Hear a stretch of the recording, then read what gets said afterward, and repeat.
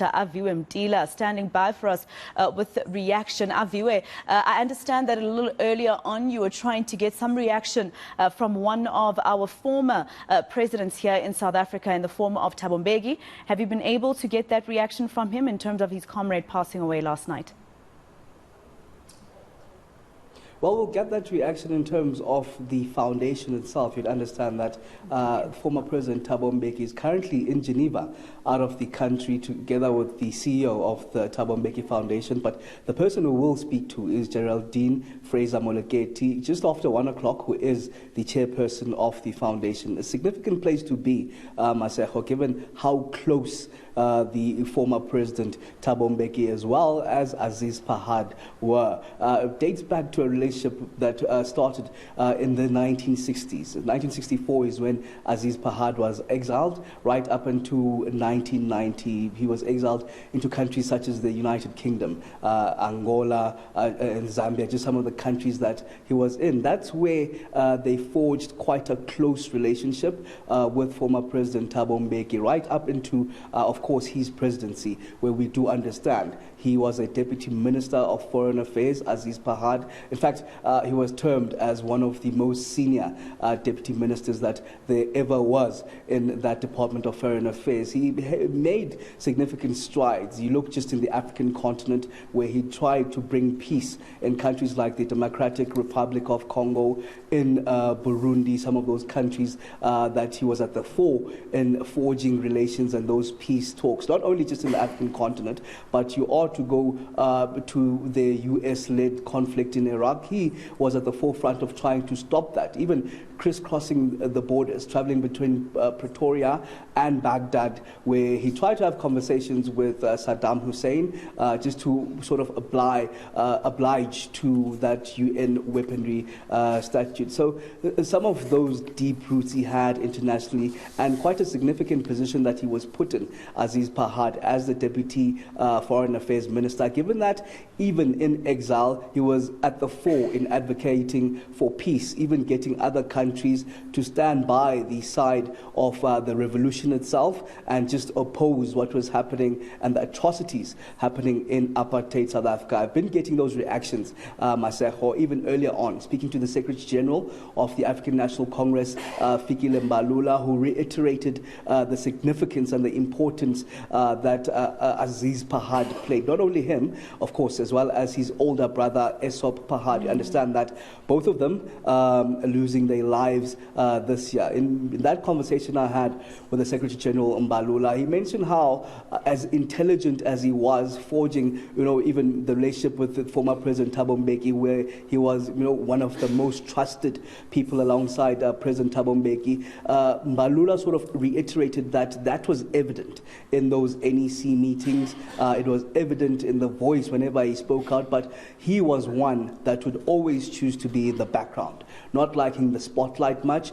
sort of the caliber of leaders at that time that were there for the actual job rather than, for the positions that the current crop of leaders that we see fight for time and again. In fact, I want you to take a listen to the Secretary General of the African National Congress, Fikile Mbalula, in that earlier conversation that we had a bit earlier on. Can be counted amongst the luminaries of our revolution, not only across the continent and different continents in the world. He was selfless indeed, and he did not aspire greatness through material things. He was just himself and making his input and then step back. I served, I think, had an opportunity, if I were to strike a personal, note with great respect. I served in the National Executive Committee with Malusi as the Secretary General and the President. Yeah, I think Aziz Pahad was something else. He could unpack anything that the President will bring to the National Executive Committee as an input, because President will bring a political overview and tell us this is the world, this is the balance of forces in the country. And then our duty as members of the NEC, us serving as ex officio, our task was to unpack politically. But Aziz Pahad will come tops. without winning an award. But in our hearts, we knew that is the man who gave direction in this meeting. So when I say he was an intellectual of the ANC, I mean, you know, from the contributions he has made. All right, senior reporter Aviwe Mtila, we'll catch up with you as soon as you've been able to speak to the Thabo Mbeki Foundation. Let's continue with those tributes that are pouring in for the late Aziz Pahad. He's being remembered as a stalwart of the struggle and a freedom fighter committed to South Africa and the ANC. The ANC caucus is saddened by the passing away of this veteran. He served this country par excellence. Being a deputy minister from 1994 to 2008, that on its own is a demonstration of how he loved this country. He was very passionate about the country, very patriotic. The policies and the laws, international laws that were rolling out today, he was very instrumental in championing them. The issue of peace and solidarity, that was one of the issues that he was always consistent about. And we have lost such a leader at a time where we need highly disciplined members of the ANC. Well, Aziz batted very well during his innings. He was a mobile archive when it comes to the South Africans' foreign policy. No, this is a terrible one, especially because Honorable Aziz Pahad dies after his brother a few months ago passed away. And they both constituted what safely can be called veterans of the liberation struggle. They were very experienced, and Aziz in particular was known as an internationalist per se. That was his basic. He acquired his skills in this environment, and he was actively involved in trying to define what are the nature of the problems we're confronting today with other veterans like him. And so his loss is terrible. On behalf of the IFP, we would like to convey condolences to the Pahad family and the ANC on the passing of former Deputy Minister Pahad.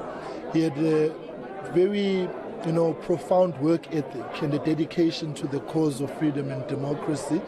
And we saw that commitment in his tenure as Deputy Minister.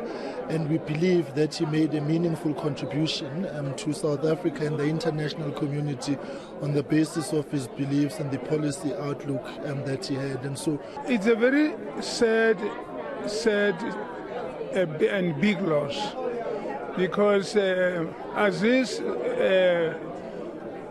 served both before he left the country, abroad, and came back to the country. And when we set up the democratic government, he became the deputy minister for foreign affairs. And when I was serving as a minister of defense, I worked with him very closely because the two departments linked so much. And I do know that he left a very big gap in the ANC. Look, we want to bid our message of condolences to the family and his organization during this difficult time. We hope that sincerely his soul does rest in peace. Very sad day for South Africa. On behalf of the National Freedom Party, allow us to extend our condolences to his family, friends, the ANC, and the country at large. Let us not forget the role that our brother Aziz Pahad played in the liberation of our people in this country from the apartheid regime. All right, let's take you to a short ad break. All Angles continues on the other side, and I'll be having a conversation with Ronnie Casseroles about the passing of his comrade and friend, Aziz Pahad.